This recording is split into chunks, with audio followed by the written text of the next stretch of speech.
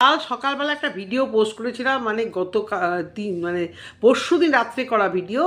আর এই এখন একটু সময় পেলাম ক্যামেরার সামনে আসার। তার আগে একটু থ্যাংক ইউ জানিনি আমার কিছু ভালোবাসার ভিউয়ার্স। এইটুকুনি ছোট একটা চ্যানেল আমাকেও যে কেউ ভালোবাসতে পারে বা আমার কথাও চিন্তা করতে পারে ভাবলে সত্যি খুব আপ্লুত লাগে। এই জন্যই না একটা নেশার মতো হয়ে গেছে যে একদিন অন্তত তোমাদের সামনে এসে কিছু কথা অন্তত বলি। আমার হাতে ব্যথা শুনে অনেকেই এরকম অনেক কিছুই বলেছে, ফিজিও করার কথা, হাড় বাড়তে পারে, সব কথা। হাড় বাড়ার মতো এক্সরে এখনও করতে বলেননি। আরেকবারও সুগার টেস্টটা করতে দিয়েছে, স্যাটিসফাইড হয়নি। সুগার আমার নেই, তবুও ডাক্তার বলে আপনি কী খেয়েছিলেন, আমি যেটা ভরা পেটে খাওয়ার পরে যেটা করতে আমি ওটা খুব একটা ভালো করে খাইনি, তাড়াহুড়ো করে। বলছে ওই খাননি বলেই আমি স্যাটিসফাইড হইনি। তো আবার যাই হোক টেস্ট করতে দিয়েছে, টেস্ট করার পরে বোঝা যাবে। তারপরে যদি সেরকম না হয় এমআরআই করতে হবে যে কিসের জন্য ব্যথা। ফ্রোজেন শোল্ডারই সম্ভবত করছে, ব্যায়াম করতে বলেছে। সময় কোথায় ব্যায়াম করার, শিখ দেওয়া বলো তো। শীতকালে সোয়েটার পরে ইচ্ছা করে সোয়েটার খুলতে, আজকে যেরকম ঠান্ডা অনেকটা কম। আমার তো ঘরে দরজা বন্ধ করে সবে ঘরে ঢুকলাম, একদম মুখ ঠুক ধুয়ে কাজল মাজল ঘেটে দুটো মুড়ি খেয়ে তোমাদের সামনে একটু কথা বলতে আসলাম। সংসার ভাঙা সেই নিয়ে সবাই ওই তৃতীয় পক্ষকেই দায়ী করে। এই নিয়ে কিছু কথা বলবো। তার আগে একটা দুঃখের ঘটনা ফেসবুক থেকে উঠে আসছে। প্রদীপ্ত রিন্টি, যা জানি না কে কে দেখো এখানে, বলছি না, অনেকেই ওই যে বলে হাতের লক্ষ্মী পায়ে ঠেলে, যখন দাঁত থাকে দাঁতের মরও বোঝে না। তো ওই রিন্টি লড়াই দীর্ঘদিন ধরে দেখছি, কোথাও বাদ রাখেনি মেয়েটি স্বামীর জন্য। তো সম্ভবত কালকে একটি পোস্ট দেখলাম, ঘটনাটা কবে ঘটেছে আমি জানি না, উনি হারিয়ে ফেলেছেন ওনার স্বামীকে। দেখলাম যে কেউ স্বামী চলে যাওয়ার দুঃখে একদম সেবা করতে করতে পাথর, আর কেউ সম্পর্কটাকে কোন লেভেলে নিয়ে যায়। এখানে কার দোষ কার গুণ আমি এখানে বিবেচনা করতে বসিনি। উভয় পক্ষের দোষ না থাকলে এক হাতে তালি বাজে না। প্রত্যেকটা সংসারে, প্রত্যেকটা মানুষের সংসারে, শুধু স্বামী স্ত্রী কেন, ভাই বোন মা বাবা, যখনই ঝগড়া ঝামেলা লাগে দুজনেরই দোষ থাকে। ওভাবে ও ঠিক। কেউ যদি বুঝতে পারে যে আমি ভুল করছি, তাহলে জেনে শুনে তো সে ভুল করবে না।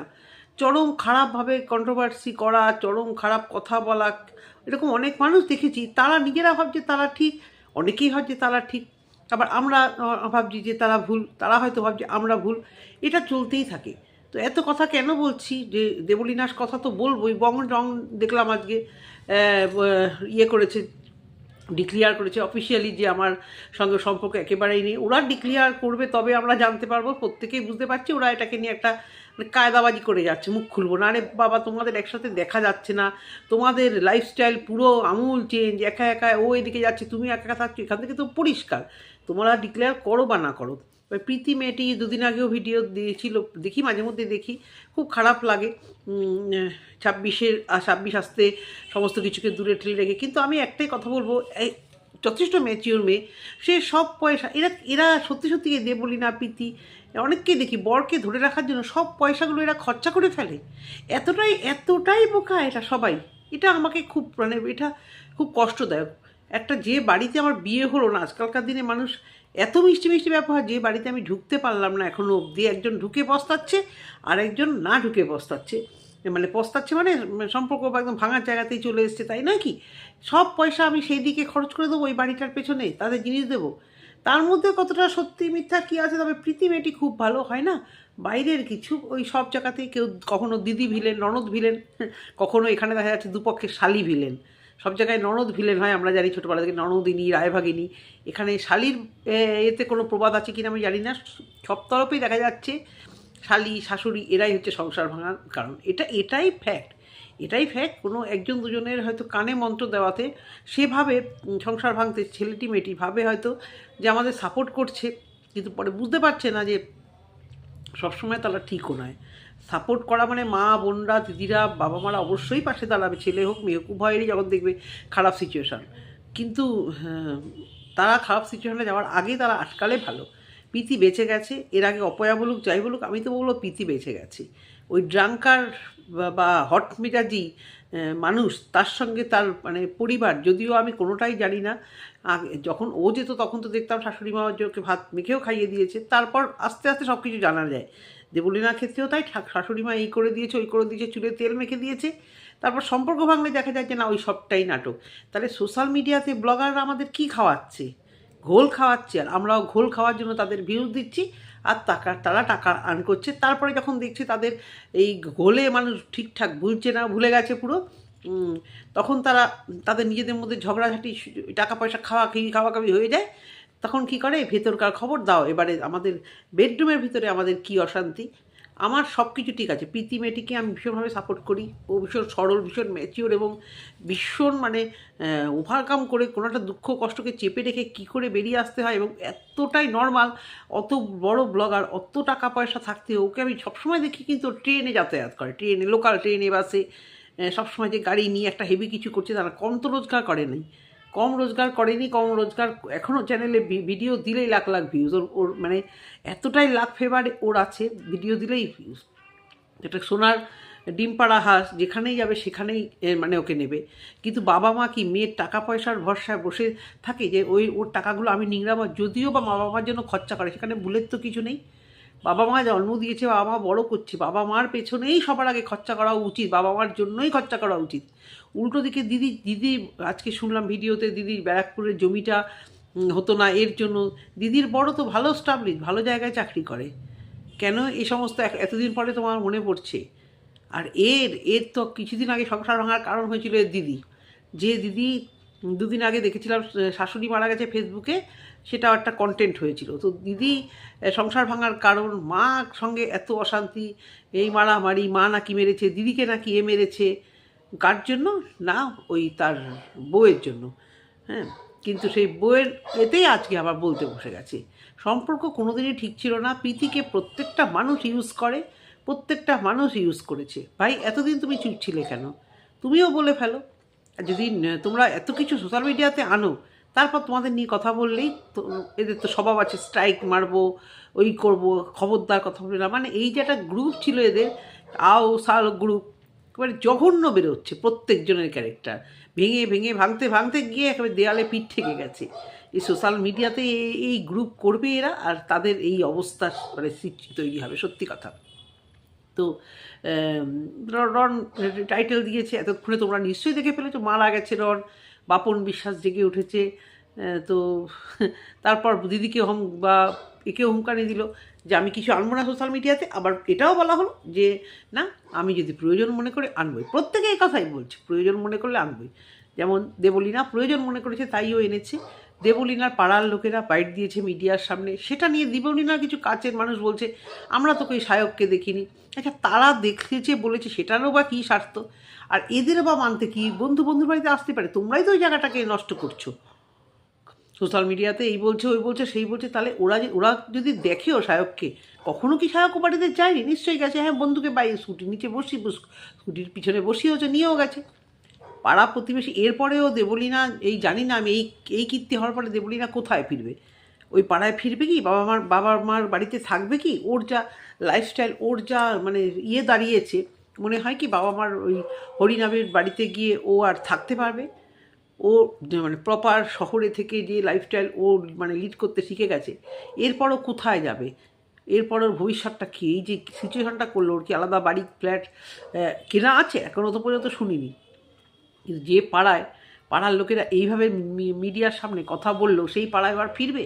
যদিও বলছে ও কোনোদিন পাড়ায় মিশতো না, ও আসতো যেত গাড়ি করে, এবং ওর শ্বশুর শাশুড়ি ওই যে শাশুড়ি মা ওই দূরে দাঁড়িয়ে থাকতো গাড়িটা নিয়ে, বা ও দাঁড়িয়ে থাকতো, ওর মা গিয়ে কিছু দিয়ে আসতো। দীর্ঘদিন ধরে এটাই চলছে, মা পাড়ার লোকের সঙ্গে মিশতো, ওর বাবাও মিশতো, কিন্তু ও সেভাবে যেহেতু বরাবরই ও বাইরে প্রোগ্রাম করে বেড়ায়, মিশতো না। কিন্তু ওদের চোখেও এই জিনিসটা সোশ্যাল মিডিয়াতে আনাটা ঠিক হয়নি। সবাই বলছে মেয়েটি ভালো, পরিবার ভালো, কিন্তু সোশ্যাল মিডিয়াতে কেন? ফার্স্ট অফ প্লাস এটাই আমারও প্রশ্ন, যে সোশ্যাল মিডিয়াতে কেন? আইন আদালত আছে, আর এত বড় একটা কেস কীর্তি হলো, মানে আইনের কি মানে দ্বারস্থ কি হওয়াই গেল না কোনো পক্ষ থেকে? কোনো পক্ষ থেকে না, এই বন্ধু বান্ধব বলো বা ও বলো, কেন? নিশ্চয়ই এই পক্ষের একটু হলেও ফল্ট আছে। এটা হতেই পারে না, একে দিয়ে বলাচ্ছে, তাকে দিয়ে বলাচ্ছে। একটি মেয়ে কালকে আবার অদিতি বোধহয়, সে আবার বলতে লাগলো আমারও হাজব্যান্ড এরকম, মা চাটা ছেলেদের বিয়ে করতে নেই। এত জঘন্য মা চাটা ছেলে, আমি বুঝতে পারলাম না কী ভাষা। কোনো ছেলে যদি হ্যাঁ একটু মার দিকে সে মানে মা মা মা মা করে, আরে ভাই জন্মদাত্রী না, সেও তো জন্মদাত্রী।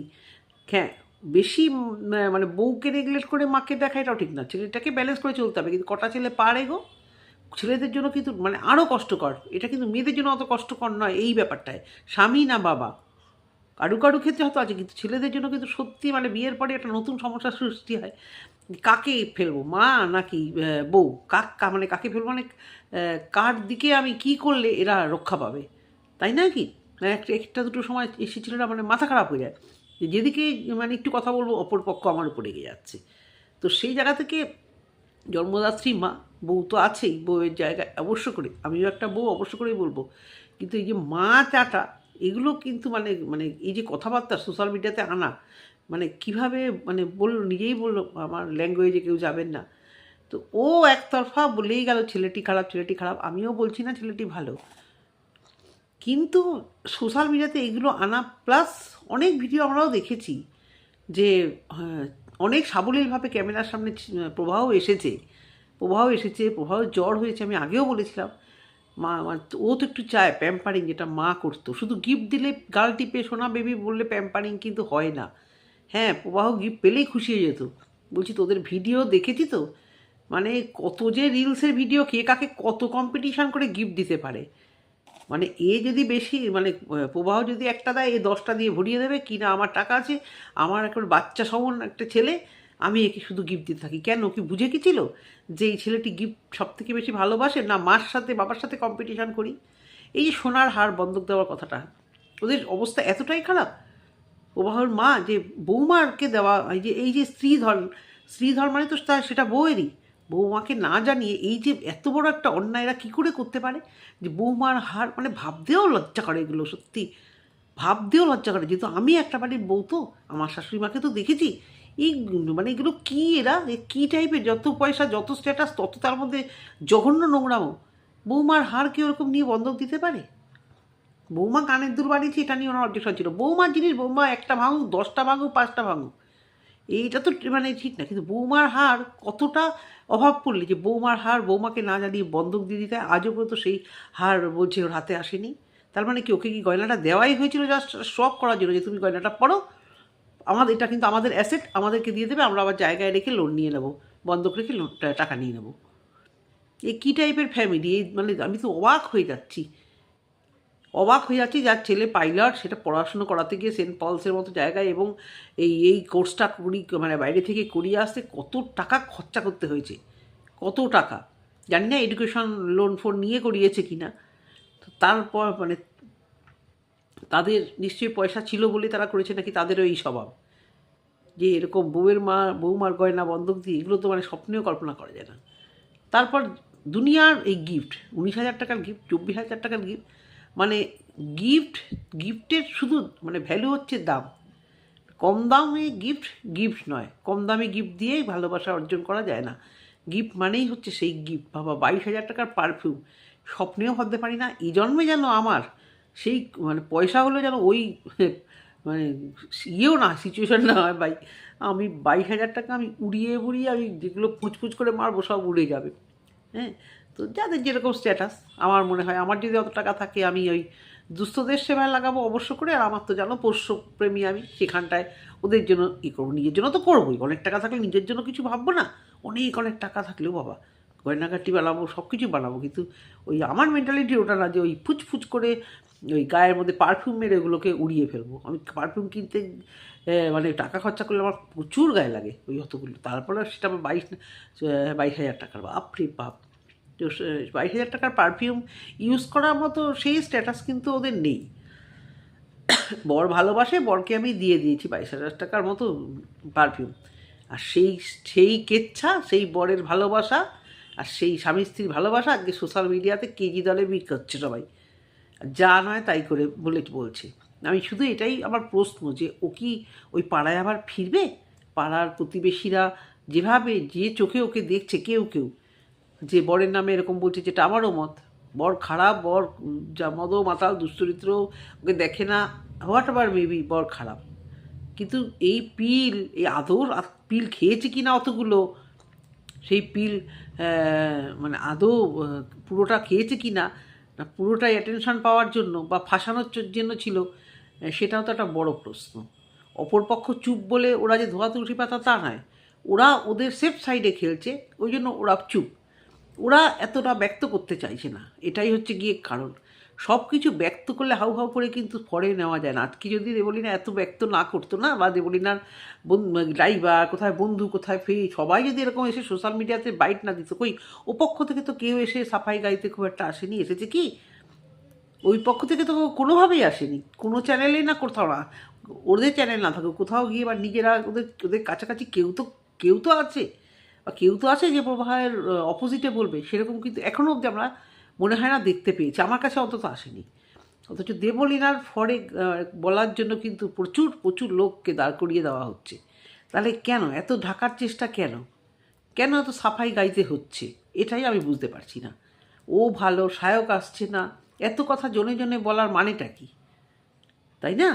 সবারই বন্ধু আছে, সবারই বান্ধব আছে, কিন্তু কারোর চোখে দৃষ্টিকটু লেগেছে হয়তো ব্যাপারটা খুব বেশি পরিমাণে, সেই জন্যই কথা উঠেছে তোমরা কথাটা চুপ করে যাও। সবসময় তো বলা হয় তোমরা চুপ করে থাকো, ব্যক্ত করো না, যেটা পড়ার করো, থাকলে থাকো ওর সাথে, না থাকলে না থাকো, কিন্তু এত জল ঘোলা, এত ঘাটা কেন, এটাই হচ্ছে আমার প্রশ্ন। এই রন পিথিরও সেই সেম, এদের তো সম্পর্ক ভেঙেই গেছে, কিন্তু সোশ্যাল মিডিয়াতে এরা আনবে বিচার, সোশ্যাল মিডিয়াতে করবে, আর সব সময় এই থার্ড পার্সনকে দায়ী করবে যে এরা এদের মধ্যে ঢুকেছে, ওরা, আরে ভাই, ফ্যামিলির মধ্যে মানুষজন থাকবে না, কথা বলবে না, তোমাদের নিজেদের মধ্যে ঠিক নেই, তাই থার্ড পার্সনকে এর মধ্যে কথা বলতে হচ্ছে। এখন সবারই মনে হচ্ছে থার্ড পার্সনের মধ্যে এসে হয়তো কিছু করেছে, তোমাদের নিজেদের সব কিছু ঠিক থাকলে থার্ড পার্সন এসে ঢুকতে পারে গো। এটুকুই বলার বন্ধুরা, যদি ভালো লেগে থাকে অবশ্যই করে কমেন্ট সেকশনে কমেন্ট করো, যারা অলরেডি পাশে থাকছো, সুন্দর সুন্দর কমেন্ট করছো, ভালো লাগছে, এভাবেই পাশে থেকো, তোমাদের যাতে ভালো ভিডিও দিতে পারি। টাটা।